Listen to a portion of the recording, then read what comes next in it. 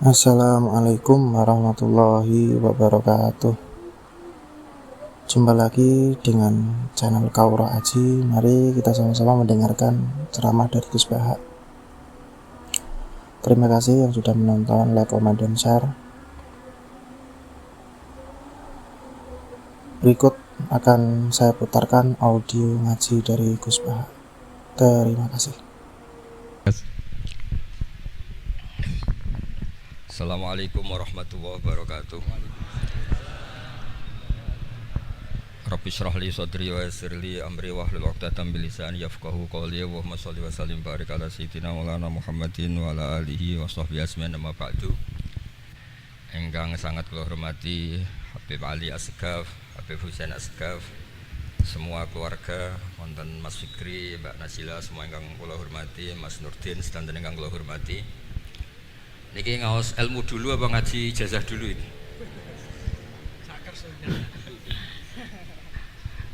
Ini kok malah aneh. Mboten usah ribet. Mboten cek 1 2. Pakai ini, tidak usah ini aja.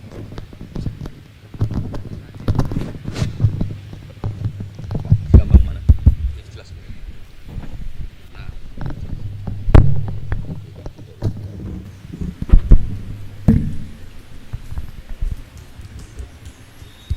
Ya, niki ngaji ilmu dulu, nanti bagian terakhir ijazah.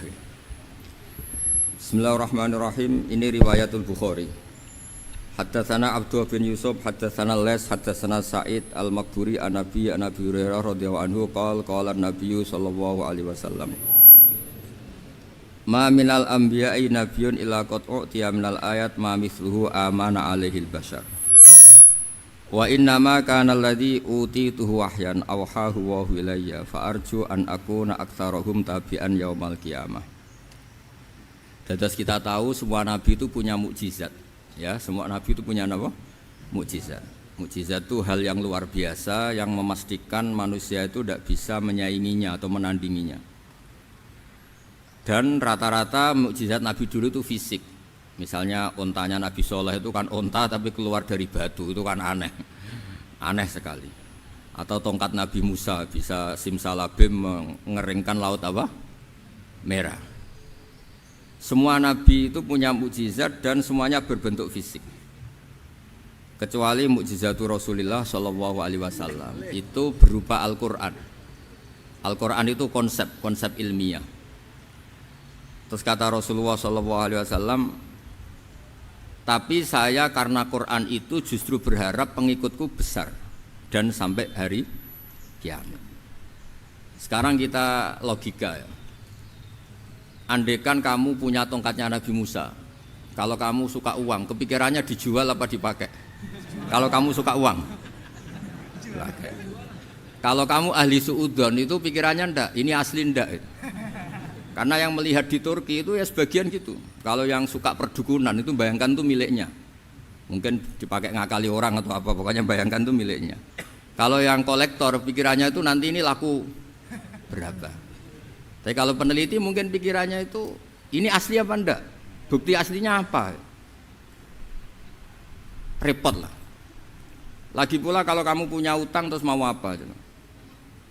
Istri kamu marah mau apa? Kalau pakai tongkat. Nah, beda dengan mukjizatnya Quran, itu semuanya apa? Ilmiah. Orang yang sedang harmonis dengan istri bisa pakai ayat di antara ayat-ayat Allah itu apa? Wa ja'ala bainakum mawaddatan warahmah. Nanti kalau ditakdir cerai, saya tidak menyarankan cerai. Kalau ditakdir cerai, itu masih dimotivasi sama Allah, wa iyyatafarraqa yughnillahu kullam min sa'ati. Jika suami istri itu cerai, jangan-jangan suaminya dapat istri lebih baik, istrinya nanti dapat suami lebih baik. Jadi yang masa lalunya dianggap prahara. Kan banyak orang suaminya meninggal ketika nikah lagi ditanya, kangen sama suami pertama, alhamdulillah ini lebih baik. Padahal suaminya yang meninggal itu berharap istrinya ini kangen, ternyata dia sudah syukur dapat suami yang lebih baik. Jadi Quran itu menunggui kita ila yaumil qiyamah. Kita tidak bunuh diri, itu ya barokahnya Quran. Karena problem apapun kita dinasihati apa sabar, apa dinasihati sabar. Kan nggak mungkin kamu pegang tongkatnya Nabi Musa, punya masalah apa saja ngelihat tongkat, bisa apa tongkat. Tapi kalau Quran kan nasihat, solusi. Makanya Nabi berharap dengan Quran ini, saya berharap pengaruh saya, pengikut saya terbanyak ila yaumil qiyamah. Terus beliau dikomentari begini sama, ini Fathul Bari, sarahnya Bukhari. Al-muradu anna mu'jizatil anbiya inqaradat binqiradi a'sorihim. Falam yusyahidha illa man hadaraha. Problem mukjizat nabi-nabi dulu itu kan fisik, sehingga yang tahu kalau Nabi Soleh punya unta yang ajaib itu yang tahu ya hanya yang hadir saat itu. Yang tahu kalau tongkat Nabi Musa bertuah itu juga yang tahu hanya yang hadir saat itu. Selebihnya tahu tongkat ya di museum. Tapi kalau Quran menjadi solusi, menjadi panduan, menjadi pegangan itu ila yaumil qiyamah. Kita beri contoh ya, Quran panduan yang paling gampang misalnya begini. Dulu ini cerita ya. Dulu itu ada orang kafir cerdas namanya Jubair bin Mut'im. Itu saking pinternya dia, pinter juga tokoh. Itu sebagai delegasi pembebasan Asra Badrin. Jadi tawanan-tawanan perang Badar itu mulai dulu ya ada negosiasi mau dibebaskan. Terus orang-orang kafir ini menugaskan namanya Jubair bin siapa? Mut'im. Ini ada di Bukhari. Karena ini ngaji di Jakarta. Kalau orang nggak tahu hadis juga tanya ini sahih ndak gitu. Wong nggak tahu kok tanya itu aneh-aneh. Padahal kalau dibodoni itu ya nggak tahu. Tapi ya tetap tanya, hadisnya ini sahih ndak? Ini kata kiai apa kata nabi ini ya. Memangnya kata nabi kamu dengar kan ya lewat kiai. Emang. Setelah itu Jubair itu datang ke Madinah, dengerin ya, datang ke mana? Madinah. Kemudian dengar Nabi baca Wattur pas sholat maghrib. Jubair karena Nabi dulu gak ada hotel, gak ada pondok ya, pondoknya Nabi hanya sufah itu. Nabi baca maghrib, bukan diskusi, bukan debat, baca Wattur wa kitabim mastur fir raqim mansur wal baitil ma'mur wasaqfil marfu wal bakhril masjur terus. Kemudian sampai pada titik ayat am khuliqu min ghairi syai'in. Masa manusia atau alam raya yang maujudat, yang nyata, yang wujud nyata. Kemudian asal usulnya itu ketiadaan. Ini kan hadhil alam maujud, alam ini kan nyata. Masa sesuatu yang nyata penciptanya itu tidak nyata. Jadi enggak mungkin ada faham nihilisme. Kalau faham nihilisme berarti melahirkan teori begini. Al adamu yakhluqu maujudan, sesuatu yang tidak ada menciptakan yang itu kan akal gak bisa nerima. Kalau sesuatu ini ada, penciptanya pasti ada. Terus akhirnya Jubair bin Mut'im itu simpuh di depan Rasulullah terus bilang, ya Muhammad kada qalbi ayatir, hampir saja hati saya terbang. Kalau riwayatnya Imam Ahmad, faka'anna masudi qalbi, hati saya ini hancur. Semua teori yang saya bawa untuk ngelawan kamu sekarang luluh semua, hancur semua. Yang benar adalah teori Anda bahwa Tuhan itu satu dan Tuhan itu ada sebelum semua makhluk. Coba kalau Nabi Muhammad ada Jubair bin Mut'im terus menyembunyikan tongkat dekat mihrab, terus dilihat ini apa, paling pikirannya ini dari kayu apa, terus yang bentuk tongkat itu tukang pemahatnya siapa, kok kurang keren, kalau di Blitar gimana ya kan malah panjang. Kira-kira kalau mukjizat itu dari tongkat itu malah panjang. Panjang lah pokoknya, panjang. Lagi pula kamu coba kan nggak ngarah mandi, itu yang mandi kan nabinya bukan tongkatnya. Coba tongkatnya Nabi Musa coba anak-anak beki itu dipakai mukul kucing aja tidak mesti mati itu. Jadi nggak jelas mukjizat-mukjizat seperti itu nggak. Tapi kalau Quran menunggu itu. Sampai saking hebatnya Quran, teori rasionalitas, soal kampanye di mana-mana. Tingkat validitas, tingkat kebenaran Quran itu bahkan bisa diuji tanpa membuktikan. Tanpa apa? Membuktikan. Cukup pakai akal. Saya tidak bosan-bosan cerita ini karena ini khazanah kita. Di kitab Nailul Ma'mul itu, di kitab Usul Fiqih, saya berkali-kali cerita ini karena ini untuk menunjukkan bahwa Quran itu liqaumi ya'qilun, liqaumi yatafakkarun. Ada seorang kiai, seorang ustadz, kiai dulu itu ya memang orang soleh, alim terus jadi kiai. Kalau kiai sekarang tuh macam-macam, nganggur terus ingin jadi kiai, terus daftar gitu. Ada lowongan di yayasan masuk ingin jadi ustadz karena dengar ada gajinya. Dulu tidak ada seperti itu, tidak ada. Makanya dulu tuh kalau ustadz kiai pasti soleh karena dia alim terus ingin orang lain tuh mendapat ilmunya. Kalau sekarang nggak ada yayasan sehat, guru gajinya sekian, yang nggak ingin jadi ustadz tuh daftar karena ada gaji. Apalagi ada kabar, ada gaji, ada mes, ada wah yang daftar banyak. Tapi mentalnya ada kiai sebetulnya. Ya kalau sampean tanya itu baik dah Gus, ya setengah baik. Ya maksudnya setengah baik ya ada baiknya lah, namanya profesi ngajar itu kan baik. Tapi setengah saja karena motifnya itu nyari gaji, bukan ingin mencerdaskan umatnya Rasulullah SAW. Itu Imam Amudi itu guru matematika. Saya nggak bosan-bosan cerita ini, guru matematika. Muridnya sampai takut, ini masuk surga ndak?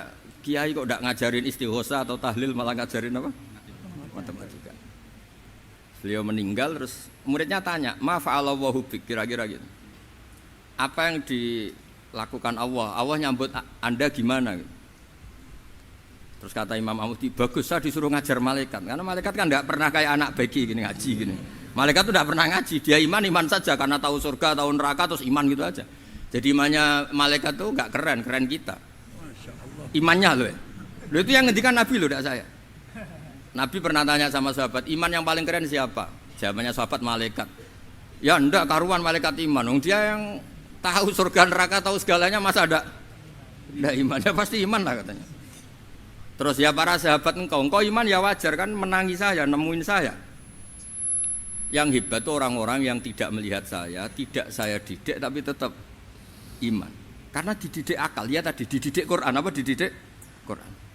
Sama siapa? Teks bahasa Arabnya masang. Terus Imam Amudi kata Allah, suruh dia ngajarin para malaikat cara menemukan saya. Malaikat dikumpulin terus Imam Amudi disuruh ngajar. Sama singkat kata-katanya Allah di mimpi itu. Istadilla ala wahdaniyati bihadrati malaikati. Tolong ajarkan cara menemukan saya padahal Anda ini manusia yang tidak melihat saya. Anda di Jakarta kan hanya gedung-gedung. Paling jadi khayal terus nikmat lah, Anda ikut punya tapi ikut nikmati. Itu orang desa-desa kalau ke Jakarta itu pokrol. Wah, di Jakarta itu gedungnya tinggi-tinggi, tidak kayak kampung sini. Lo udah ikut punya, ikut bangga. Di Jakarta orangnya cantik-cantik, tidak kayak orang sini. Padahal dia ya tidak dapat orang cantik gitu. Jadi Allah itu saking pinternya, miskin-miskin ya bisa berkhayal dan bahagia. Nah, itu alhamdulillah betul. Akhirnya itu apa ini anak-anak begini saya tak niati ngajar standar anak-anak akademik. Terus pertama yang diajarkan hanya bilang gini, sama siapa teksnya? Ya malaikat wahai para malaikat. Terus beliau bilang, nisbatus naini wassalasah ila malanihayata lahu nisbatul far'i ilal asli. Angka itu jumlahnya berapapun 2, 3 sampai triliunan. Semuanya itu nisbatul far'i ilal asli. Binisbat ilal wahid nisbatul far'i ilal asli. Angka 2 ya cabangnya 1, 3 ya cabangnya 1, 1 triliun ya cabangnya 1. Tetap yang asal usul adalah angka 1. Itu nangis semua malaikat. Cara Jawa itu mandikman kowe iman kaya imanku. Makanya imannya ummatu Rasulullah SAW itu PD-nya, yakinnya kayak imannya malaikat. Kalau Tuhan itu 1. Karena angka enggak bisa dimulai kecuali dengan angka 1. Makanya nisbatus naini wassalasah ila malani hayatalahu iku nisbatul far'i ilal asli. Semuanya itu nisbatnya cabang ke induk. Berarti semua alam raya ini tetap asal usulnya 1, yaitu qul huwallahu ahad. Nah, itu namanya akal. Umatnya Rasulullah itu ditinggali mukjizat akal lewat panduan Quran, sehingga meskipun kita tidak menangi Rasulullah, tidak menangi sahabat, kita tidak tahu malaikat Jibril, tapi cara iman kita ini tidak kalah keren. Yakin hakul yakin. Terus kedua, gambar. Kamu gambar rumah, gambar hewan, gambar apa saja, mesti dimulai 1 titik. Entah gambar kamu bagus, entah jelek, tetap dimulai 1 titik. Nah, titik ini namanya nuqtatul wujud. Semua alam raya dimulai dari 1 titik, yaitu nuqtatil wujud. Makanya Quran dimulai bismillah dan bismillah itu dipilih sama Allah pakai pertama ba itu ada titik. Itu kata semua ulama.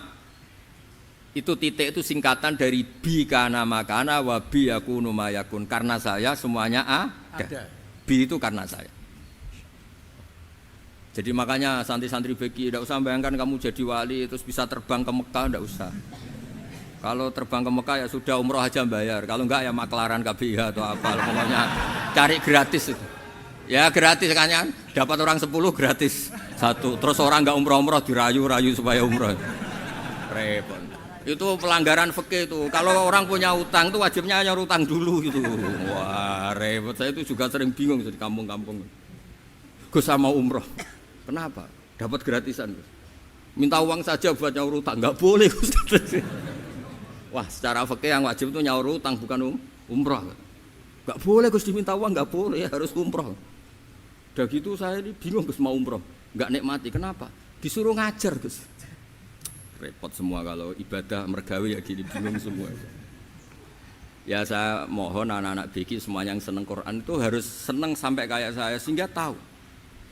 Istidlal mencari Tuhan dengan cara tauhid yang berbasis akal itu sedzahir imannya malaikat. Jika di klasmen iman itu manusia ulul ilmi, kita yang nekuni ilmu itu nomor 1 prakteknya.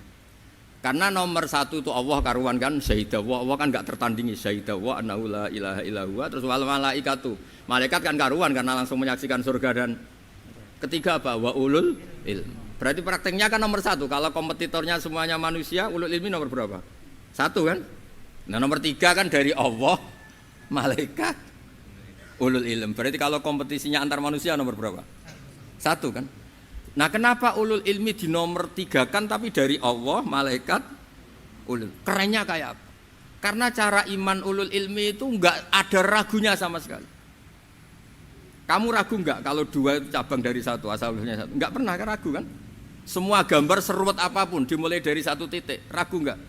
Enggak kan? Nah, imannya umatnya Nabi karena dipandu oleh Quran itu seyakin itu, sehakul yakin itu. Nah, itu terus Jubair bin Mut'im jadi iman. Am khuliqu min ghairi syai'in am humul khaliq. Terus kata Allah lagi, kalau kamu tidak percaya saya yang bikin langit bumi ya gampang dong, kamu saja yang ngomong kalau kamu yang bikin. Paling orang sepakat kamu stres. Terus hanya ayat gitu, am khalaqus samawati wal ard. Kalau kamu tidak yakin Allah yang bikin ya silakan Anda klaim saja kalau kamu yang bikin langit bumi. Bala yuqinun. Kamu juga enggak mau kan dibilang stres. Nah, ini terus saya teruskan ya. Makanya mukjizat terbesarnya Nabi adalah Al-Qur'an. Karena Al-Qur'an itu cerita tentang hukum-hukum akal, cerita tentang logika-logika peradaban. Misalnya logika peradaban, contoh paling gampang. Di Quran itu ada sekian ayat yang Allah cerita peradaban. Misalnya wa ahsinu innallaha yuhibbul muhsinin. Itu dikutip terus kemudian disimpulkan dalam peradaban. Kata Sayyidina Ali karramallahu wajhah ngendikannya gampang. Ahsin man syi'ta takun amirah. Kamu berbuat baik saja sama seseorang, maka otomatis kamu akan jadi pemimpinnya. Ada orang enggak tamat SD, enggak tamat papa, gobloknya minta ampun. Tapi karena gaji seorang pakar, oh kamu tak gaji 1 bulan 1 miliar, perusahaan saya jadikan besar. Oh, itu dikongkan ngalor ngidul ya nurut. Hanya karena dia ihsan. Terus wastaghni amman syi'ta takun nadhira. Ya, saya ulang lagi. Wastaghni amman syi'ta takun nadhira. Dan kamu jangan butuh orang lain, siapapun dia, maka kamu akan setara. Misalnya ada menteri orang antri mau salim, tapi kamu tidak butuh kan tenang saja. Tapi kalau kamu butuh, habis kamu. Ya kan, kamu tidak butuh seseorang maka kamu posisinya akan setara. Kamu harus sopan karena punya utang jasa. Kalau nggak punya apa-apa kan setara. Ya enggak. Misalnya kamu jajar rektor atau jajar menteri, jajar apa saja. Kalau kamu tidak punya utang kan, kamu jajar menteri tidak punya utang. Sama jajar satpam tapi punya utang, takut mana?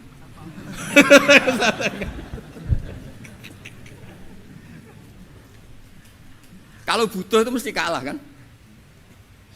Ada pejabat misalnya nggak begitu cantik sama perempuan cantik yang kamu butuh ingin dicintai, takut mak. Padahal nggak jelas orang ini pangkatnya apa, nggak jelas. Jadi dalam hukum sosial itu kata Sidin Ali, wastaghni aman syi'ta takun nadhira. Kamu jangan butuh seseorang maka kamu akan setara. Terus yang terakhir, wahtas ilaman syi'ta takun asira. Asira pakai sin. Dan silahkan butuh seseorang maka kamu akan jadi budak dia. Ya coba misalnya Anda seorang profesor, seorang alim, seorang getop.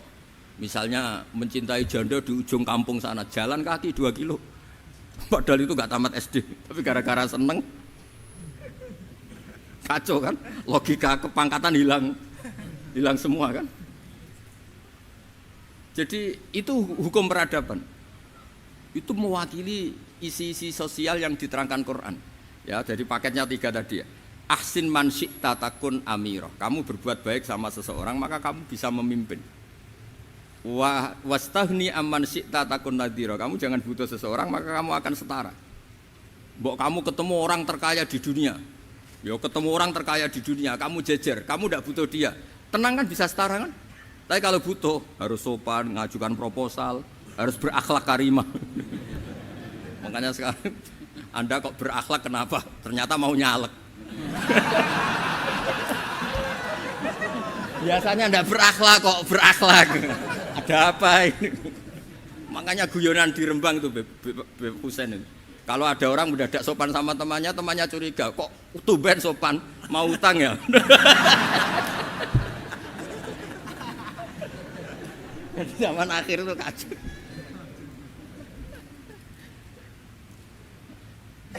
Ya di semua daerah gitu ya sama Pak Rektor ya. Kalau ada teman biasanya nggak sopan kok sopan, itu temannya curiga. Ini Pak Rektor UI ikut kaji. Kok tumben sopan, ada apa ya?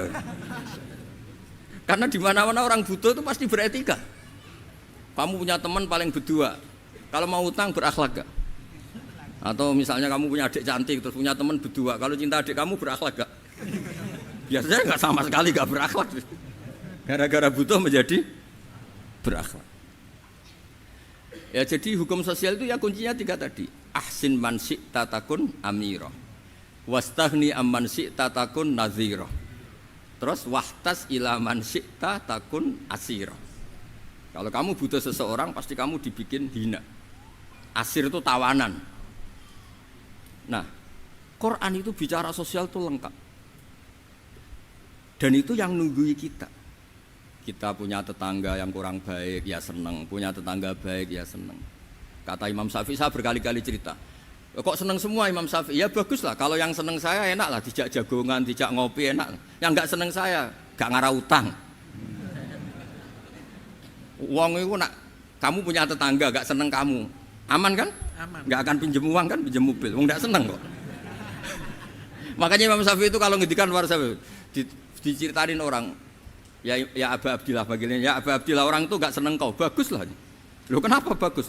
Waman asa'a ilaika faqad atlaqaka. Orang yang enggak seneng kamu maka membebaskan kamu. Enggak akan pinjam uang, pinjam mobil, enggak akan ganggu waktu kamu kan enggak seneng. Justru yang seneng-senengi masalah pinjam terus. Imam Syafi'i itu orang yang anggap dunia itu selesai. Ada yang cerita, ya Aba Abdillah, orang yang tadi cium tangan engkau, yang hormat engkau, di luar maki-maki engkau, ngerasain engkau, ngata-ngatain engkau. Ya bagus lah. Kok bagus gimana? Berarti saya wibawa, depan saya tidak berani. Berarti saya wibawa, di depan saya tidak berani. Berarti itu makomnya sudah kulillah sumadarhum fi khawdihim yal'abun. Sudah dunia itu selesai, sudah agak penting semua. Nah itu kalau kamu anak-anak bagi ahli Quran sudah ayatnya kulillah sumadarhum fi khawdihim yal'abun. Sudah lihat Allah saja agak penting, makhluk-makhluk itu. Dah makhluk semua agak penting, sepenting Allah. Nah kita ini ditunggoni mukjizat seperti itu. Bayangkan misalnya kita ditunggoni tongkatnya Nabi Musa. Saya ngajar di sini terus ini tongkat. Terus nanti yang tanya, Gus itu kayu apa Gus? Nanti yang kolektor tanya itu harganya berapa Gus? Ruwet apa? Terus yang ahli suudon itu asli gak Gus? Wah. Yang ahli suudon kan mesti tanyanya gitu, itu asli enggak Gus? Repot-repot pokoknya. Tapi kalau Quran kan jelas, kenapa? Jelas. Ya terus saya teruskan. Fala yamurru terus Al murad anna mu'jizatil anbiya in qaradat bi qidari a'sam wa mu'jizatul Qur'an mustamirratun ila yaumil qiyamah. Wa kharquhu lil adat fi uslubihi wa balaghatihi wa ikhbarihi bil maghibat. Terus kata ini yang ngarang Fathul Bari sarahnya Imam Bukhari. Fala yamurru asrun minal a'sar illa wa yadharu fihi syai'un mimma akhbara bi annahu sayakun yadullu ala sihhati da'wahu. Wa hadza aqwal muhtamilat. Wa takmiluhu fil ladzi ba'da wa qilani ya anal al makna anal mukjizat al madiyah kanat khissiyatan tusyahadu bil absar kana qati saleh wa asa Musa. Mukjizatnya nabi-nabi dulu itu hanya penyembuh, hanya pelengkap, hanya nuruti keinginan mata. Seperti dahsyatnya apa? Laut Merah diseblak apa dipukul sama tongkatnya Nabi siapa? Itu semuanya itu hanya memanjakan mata. Urusan mata. Terus wow itu.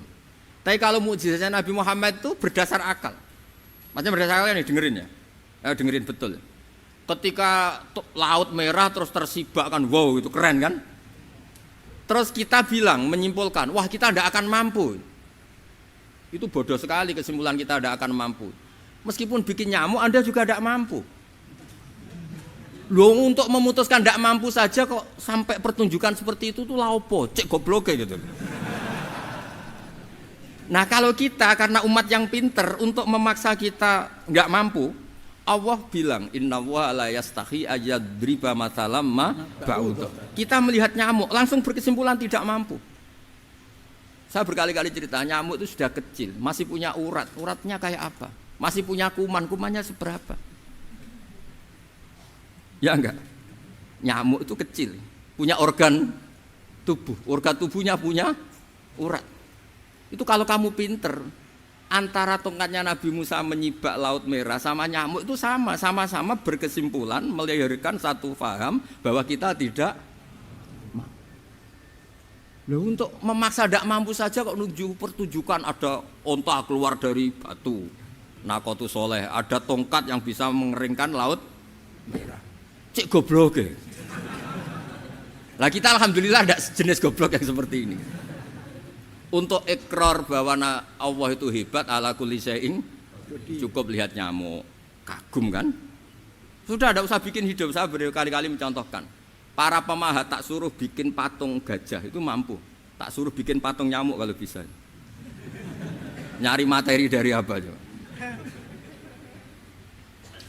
Gampang mana bikin patung gajah sampai patung nyamuk?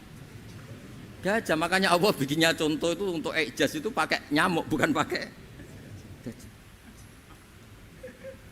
Itu kalau ustadz-ustadz yang agak jorok malah contohnya nyamuk Gus. Itu kecil. Itu kayak apa? Di dalamnya dia hamil. Itu anaknya kecil lagi, telurnya kecil lagi itu gimana itu cara bikin itu? Makanya di sini ada kitab Itqan itu komentarnya itu lucu. Ini kitab Al-Itqan karangannya Imam Suyuti. Ini persis komentar saya tadi yang kata Imam Suyuti pengarang kitab Itqan. Wa ya imma khissiyah wa imma aqliyah. Jadi mukjizat itu ada yang fisik, bisa dilihat indra, panca indra, bisa dilihat akal. Wa aktsaru mu'jizati Bani Israil kanat khissiyah li baladatihim. Bilada itu goblok, wa qillati basairihim. Dasar wong goblok. Mukjizat kok ngenteni sing wow. Maksudnya dasar untuk ngakui Allah hebat saja kok nunggu hal-hal yang seperti itu gitu. Paham gitu?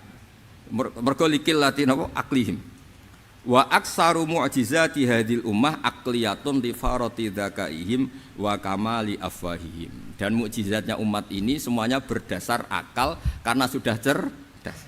Jadi andaikan kita melihat tongkatnya Nabi Musa menyibak Laut Merah dengan melihat nyamuk, kesimpulan kita sama-sama wow, sama-sama keren, sama-sama memastikan kita tidak mampu. Makanya terus Quran menerangkan ya wa ma min dabatin fil ardi wala ta'iri yatiru bi janahihi illa umamun amsalukum. Jadi keseharian kita lihat burung kok terbang. Itu sudah ayatun min ayatillah. Paham nggih? Dados niki kudu bangga ditunggoni napa Quran, nggih ditunggoni napa Quran.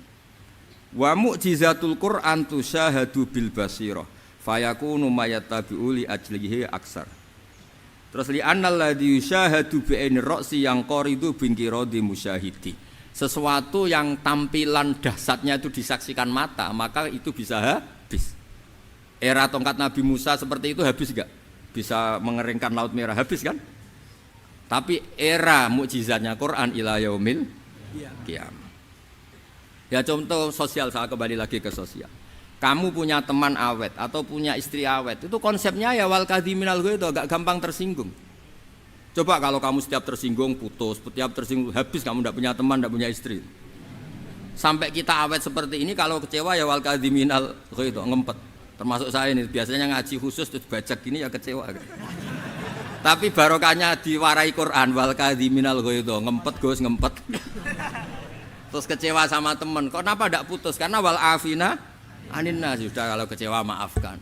Coba kalau kita kecewa presiden demo, kecewa menteri demo, kecewa orang tua minggat, ya kalau dicari, kalau tidak kan malu. Saya itu punya teman tak tanya, kecewa Gus sama bapak itu, kenapa tidak minggat? Malu. Kenapa malu? Takut gak dicari. Itu orang tuh paling malu itu kalau keluar dari rumah nggak di. Saya punya teman lagi, saya ini takut mati Gus. Kenapa? Takut istri saya tidak nangis Gus. Itu kematian terburuk itu kalau sudah mati, tahu istrinya tidak nangis. Oh, itu malu betul itu. Makanya jangan mati. Pokoknya pastikan orang sekeliling Anda nangis itu baru berani mati. Kalau tidak jangan. Ya jadi mukjizatnya Nabi itu luar biasa. Walladzi yusyahadu bi'ainil aqli bakin yusyahiduhu kullu man jaa ba'dal awali mustamirran. Sesuatu ilmiah, sesuatu agama atau apa saja yang logis itu akan abadi ila yaumil.